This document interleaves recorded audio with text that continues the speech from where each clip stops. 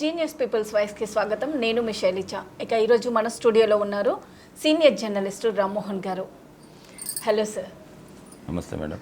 Sir, ఎన్ని రోజులు అందుబాటులో లేకపోవడం వల్ల చాలా అంశాలు మీతో మాట్లాడడానికి, చర్చించడానికి సిద్ధంగా ఉన్నాము. ఆంధ్రప్రదేశ్ని తీసుకున్నట్లయితే కనుక గత కొన్ని రోజులుగా సంచలనంగా మారింది. తిరుపతి దేవస్థానంలో లడ్డు నెయ్యిలో క్వాలిటీ లేకుండా నాన్ వెజ్ కలిసింది అని చెప్పేసి, సో దాన్ని పెద్ద విధ్వంసంగా కూడా చూపిస్తున్నారు. సో దానిపైన మీ అభిప్రాయం ఏమంటారు? తిరుమల తిరుపతి దేవస్థానంలో లడ్డూలో స్వచ్ఛమైన లడ్డు అంటే ప్రధానంగా ఇప్పుడు కాంట్రవర్షియల్ ఏంటంటే లడ్డు అనేది సాక్షాత్ శ్రీమన్నారాయణుడు అయినటువంటి వెంకన్న గుడిలో లడ్డు అనేది ఒక ప్రసాదంగా స్వామివారికి కానీ భక్తులకు కానీ అందిస్తారు.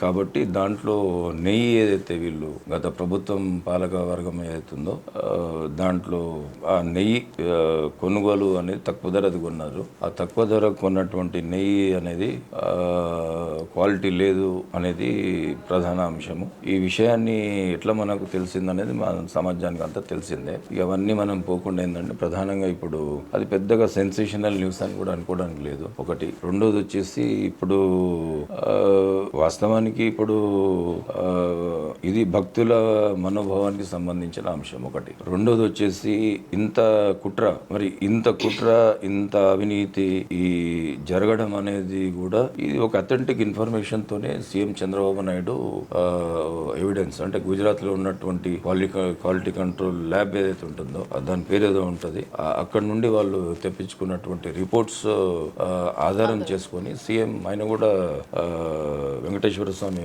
గొప్ప భక్తుడు అయినా కూడా, ఎందుకంటే అలిపిరి ఘటన జరిగిన తర్వాత కంప్లీట్ వాళ్ళ ఫ్యామిలీ వాళ్ళు కూడా వెంకటేశ్వర స్వామిని అందరు నమ్మినట్టుగా వాళ్ళు కూడా బాగా నమ్ముతారు. మరి ఆయనకు ఎందుకు ఇట్లా అప్పుడు వైసీపీ గవర్నమెంట్ ఉన్నప్పుడు కూడా అనేక మంది భక్తులు ఈ లడ్డు రుచి శుచి మీద కంప్లైంట్స్ ఇచ్చినా అప్పుడు ప్రభుత్వం ఉల్టా వాళ్ళ మీద కేసులు పెట్టిన సందర్భాలు ఉన్నాయి, మనం చూసాం.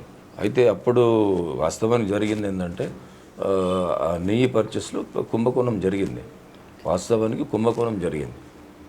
ఆ కుంభకోణాన్ని ఇప్పుడు వెలికి తీయాలి. వాళ్ళు కుంభకోణం జరిగింది, ఆ జరిపిన వాళ్ళకు కుంభకోణం చేసి డబ్బులు వాళ్ళు దండుకున్నారు. క్వాలిటీ అనేది ఇప్పుడు అక్కడ ఉన్నటువంటి ఏదైతే ఇప్పుడు ఆ తిరుమల తిరుపతి అనేది చిన్న గుడి ఏం కాదు, ఇంటర్నేషనల్ డివోటీస్ భక్తులు ఉన్నటువంటి గుడి. కాబట్టి అక్కడ ఉన్నట్టు అనేక కమిటీస్ ఉంటాయి. ఇప్పుడు అర్చకుల కమిటీ, ప్రతి ఒక్క దానికి అక్కడ కమిటీ ఉంటుంది. ఈ అన్ని కమిటీలను పర్యవేక్షించడానికి ఒక ప్రధాన కమిటీ ఉంటుంది. ఈ కమిటీలో కూడా దానికి ఒక నియమ నిబంధనలు ఉన్నటువంటి శాసనాలు ఉన్నాయి. అలాంటి దాన్ని కూడా వీళ్ళు వచ్చిన తర్వాత అనేక మార్పు చేర్పులు చేశారు. ఈ వైసీపీ గవర్నమెంట్ వచ్చిన తర్వాత దాంట్లో అనేక మార్పు చేర్పులు చేసిన తర్వాత ఇది కర్ణాటక నుండి ప్యూర్ నెయ్యి ఏదైతే వచ్చేదో నందిని నుండి ఆ నెయ్యి కాకుండా వేరే వాళ్ళ నుండి తీసుకోవడం అనేది స్టార్ట్ చేశారు. కాబట్టి ఇప్పుడు మనం ఈ లడ్డు రాజకీయాన్ని లడ్డు ఇష్యూ ఏదైతుందో ఆ తిరుమలలో జరిగినటువంటి ఇష్యూను అన్ని పార్టీలు కానీ ప్రజలు అందరూ కూడా హైందూ భక్తులందరూ కూడా దీన్ని ఖండిస్తున్నారు, బాధపడుతున్నారు, విచారిస్తున్నారు. మరి ఈ సందర్భంలో దాన్ని రాజకీయం అనేది చేయకూడదు. రాజకీయం చేయకుండా ఇప్పుడు ఆల్మోస్ట్ శిక్ష పడ్డట్టే కదా. ఇప్పుడు జగన్మోహన్ రెడ్డి పార్టీ వైసీపీ హయాంలోనే జరిగింది కాబట్టి ఆయన బాధ్యుడా కాదనే విషయం మనం పక్కన పెడితే, వాస్తవానికి ఆ వెంకటేశ్వర స్వామికి అపచారం వాళ్ళు చేశారు కాబట్టి వాళ్ళకు గుణపట్టం దొరికింది కదా, తుడిచిపెట్టుకోపోయారు కదా వాళ్ళు, అధికారం నుండి తుడిచిపెట్టుకోపోయారు వాళ్ళు. ఇదే పెద్ద శిక్ష వాళ్ళకు ఆ వెంకటేశ్వర స్వామి విధించడని అనుకోవచ్చు. ఒకటి మనము ఇట్లా భక్తిపరంగా ఆలోచించినప్పుడు, కానీ దానికి అనేక రీజన్స్ కూడా ఉంటాయి. అలా పార్టీ ప్రజా వ్యతిరేకత మూటగట్టుకోవడానికి అనేక కారణాలు ఉన్నా ఇప్పుడు మనకి ఇది ఆయన తుడిచిపెట్టుకోపోయింది. వెంకన్నతో పెట్టుకున్నాడు, ఇప్పుడు వెంకన్నతో పెట్టుకున్నందుకు ఆయన పార్టీ తుడిచిపెట్టుకోపోయాయి. ఇదో పెద్ద శిక్ష ఆయనకు. ఉల్టా ఈరోజు మనకు కొత్తగా వస్తున్న సమాచారం ఏంటంటే ఇప్పుడు పవన్ కళ్యాణ్ ఏదో దీక్ష చేశాడు, కరుణాకర్ రెడ్డి మాజీ అక్కడ చైర్మన్ ఉన్న అతను, వైవి సుబ్బారెడ్డి, వీళ్ళంతా ప్రాచ్యాతాపం అనేది ఇటు ఈయన పవన్ కళ్యాణ్ ఇక్కడ ప్రాచ్యాతాపంగా ఏదో చేస్తుంటే వాళ్ళు దొంగతనం వాళ్ళు చేసిందే నేరం అక్కడ. వైవి సుబ్బారెడ్డి కానీ కరుణాకర్ రెడ్డి కానీ వాళ్ళ హయాంలోనే ఇది జరిగింది. వాళ్ళు డ్రామాలు చేయడానికి వచ్చారు. ఈయన తెలియకుండా జరుగుతుందా? ఇప్పుడు అక్కడ జరిగినటువంటి అమెండ్మెంట్స్ ఏవైతే ఉన్నాయో, ఈ అమెండ్మెంట్స్ ఏవైతే ఉన్నాయో స్వామివారికి ప్రసాదం కానీ అన్నదాన సత్రాలు కానీ కొన్ని లక్షలాది మంది భక్తులు ఉన్నారు, కోట్లాది మంది భక్తులు ఉన్నారు, కొన్ని లక్షలాది మందికి అన్నదాన కార్యక్రమాలు చేస్తారు వాళ్ళు. ఇలాంటి ఒక గొప్ప పవిత్రమైనటువంటి దేవాలయంలో మరి ఈ రకమైనటువంటి చేసి మళ్ళీ దొంగ నాటకాలు ఆడడానికి వెళ్ళినటువంటి ఆ పార్టీ శ్రేణులకు కానీ వాళ్ళకి కానీ సిగ్గు లజ్జ అనేది లేదనేది నా అభిప్రాయం. ఈరోజు వెళ్ళారు వాళ్ళు, వాళ్ళకి సిగ్గు లజ్జ అనేది ఏం లేదనేది వాస్తవము.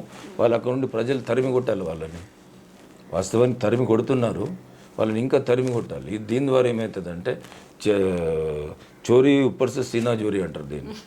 దొంగలు చేసారు మళ్ళీ సీనా జోరీ, మేము ఏం చేయలేమంటారు. ఇది మహా దుర్మార్గమైనటువంటి చర్య. ఇది ఈ జగన్మోహన్ రెడ్డిని కానీ వైసీపీని కానీ ఆ వెంకన్నతో పెట్టుకున్నందుకు పార్టీ భూస్థాపితం అయిపోయింది ఇక్కడ ఆంధ్రప్రదేశ్లో.